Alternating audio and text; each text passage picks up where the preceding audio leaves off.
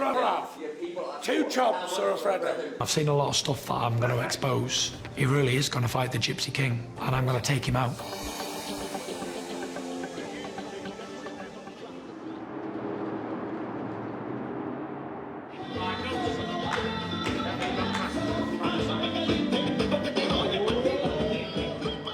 Do I feel any different this camp than I have to any other camp, even though I've got everything right this time? Not really. Do I feel any difference in this camp to when I was living in a trailer, eating whatever I wanted? Not really. It's all going to be the same. Training camp's training camp. It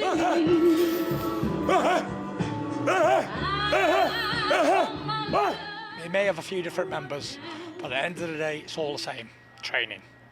I got a new trainer and I got a few new other people, but really it's the same. Training, eating, sleeping, repeating.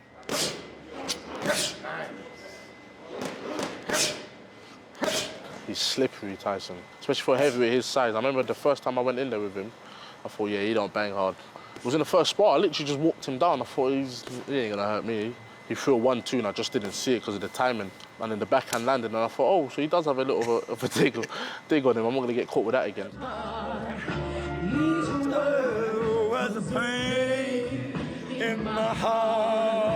It's always good to have people pushing you and that in the training camp. You know, I'm a big believer in you can't do any more than you can do. So, you know, people say, oh, you train harder for this fight than you've ever trained, and how do you feel this camp compared to last camp? And my answer's always the same. I always train hard. Not one trainer who's trained me can ever say I don't train hard, because I train out in that gym. Excuse the language, beep beep. So yeah, I don't train any harder for this one than I did any of the other fights. Always train hard.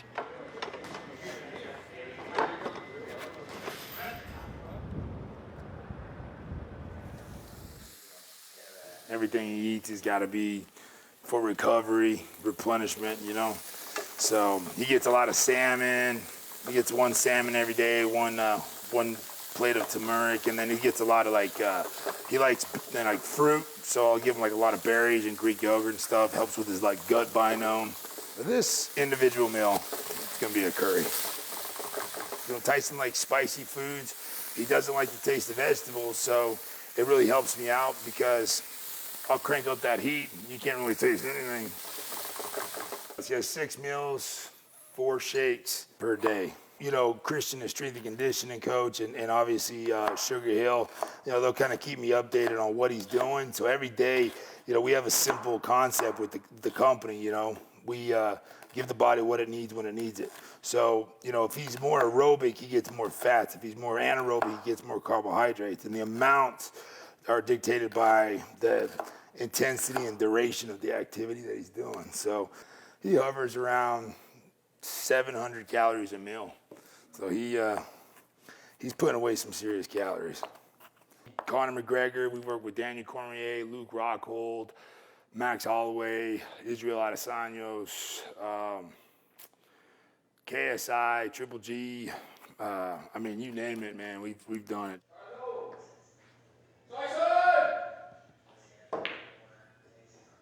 This time they're getting a fighter that's match fit and a fighter that's been active for a few years rather than coming back after all the problems. So yeah, they're getting you'll see a much better mentally, physically boxer than I was before.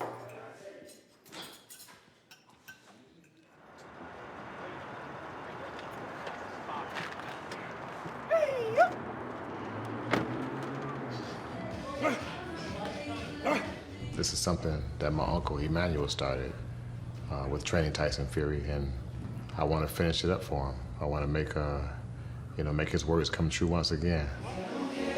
Sugar Hill is very like Emmanuel. His characteristics and the way he trains and the way he talks. Me and Ben, well, we've been inseparable for the last 2 years, really. So yeah, not having him here is strange. But I do text him. We have been texting on the phone, so yeah, it would have been nice to have him here as well. Already on the same page, and that makes everything a lot easier. So the time that we do have, he's learning very well. Right now, he's ahead of schedule. My eyes have been really opened in this training with Sugar Hill. I'm undefeated in 30 professional fights. So if ever a man should think he knows it all, it would be me. To train with someone and feel like an absolute novice again, is exciting. Everything's different, and I feel like I'm learning again. Before we was polishing stuff that I did good, and it was a winning formula, but now we're working on stuff that I don't do so well, and that's the challenge, and I love challenges. I love the tactics change that he wants to knock out. We call it just the crunk style. The way I was drilled was get the knockout. That's just the way I was raised, is to take it out of the hands of the judges. I was boxing him last time and I was hurting him. He was hurt a lot in that fight.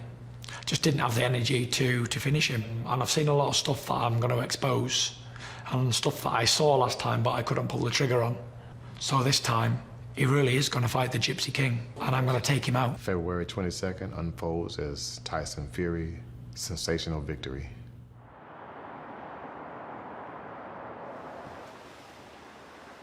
Beast mode. Beast mode.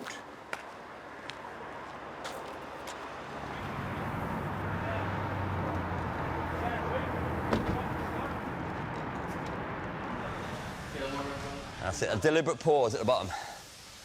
That's it. We did a lower body strength and conditioning session today, so a lot of specific work for the legs. Obviously a lot of footwork involved in boxing, so strong legs just gets you moving around that ring better, and yeah, just working on that really. Let you have a little play around this first set on 3 plates, but that'll be dead light for you. Yeah, nice and deep, even deeper, knees to chest.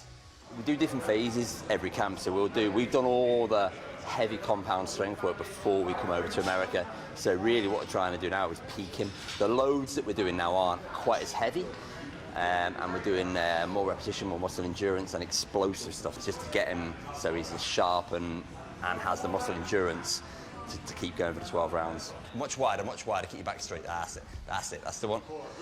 That's it, perfect.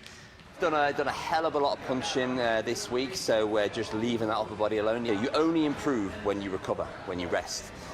Whatever type of training you're doing, your body adapts and compensates from what you've done in the rest period. So we've done an upper body strength session in the gym already this week, so that's why we've done specific leg stuff tonight. 3, 2, 1, crunches first, go. And he does like to train. Tyson is well documented for his mental health, so it's just getting him to do more specific stuff. And he's getting the best of food, he's getting a nice chilled, relaxed atmosphere in the camp, so we're getting that rest and recovery in as well.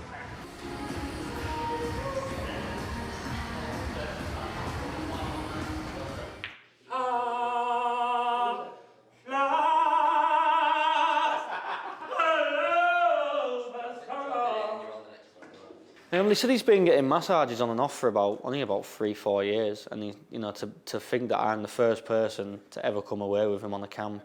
He's obviously took this camp really seriously, and I think the little things like the nutritionist and myself think they sometimes can make a big difference in your training. Isn't that just every man, yeah? You go to the pick and mix, you get one of them tubs, yeah? You're only allowed to put the lid on. So you're just there, strategically putting You start packing them in a way to get as many as possible in. Yeah, I pour the small ones at the bottom, so it doesn't take so much room. And then at the end, I pour the small ones on top again, to crush them all down. And you get there and you weigh it. You don't think Pringles are crisp, do you? No, they are. What else are they? He said they're more like a biscuit than a crisp. No, they're made out of potato. They're more like a cracker than a crisp, aren't they? Crisp. No. Sorry, 100% crisp. Stress levels, anxiety levels, stuff like that, it just really helped relax him after a session. What would you rather have? 2 chops or a Freddo?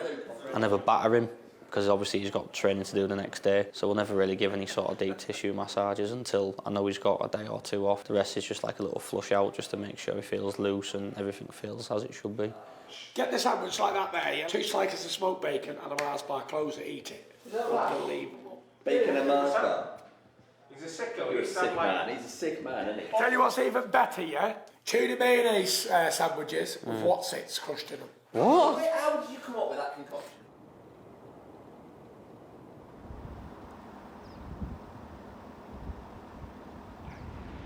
When you get, they very often sight play. Well, we just did it was a recovery run, so we did a 3-mile run. We went out to a point and come back, but we started very slow, steady. We are using the running really just like a like a low heart rate session, a recovery session. We're only doing about 2 a week in this camp. Previous camps we've done 3, we've just cut the running slightly down. There's a slightly different change to the structure of his training, nothing dramatic. He's doing an extra boxing session and one less running session, so it's no real great change. As we said before, the boxing is the most specific fitness because of the type fitness. Running is like steady state. It's not actually that specific for any sport where there's an up and down pattern to your heart rate, so it is just a recovery.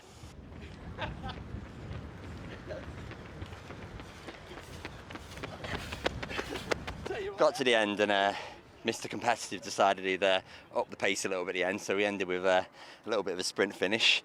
I had to absolutely give it the full beans just to keep up with him, and for a guy 6'9", he can run.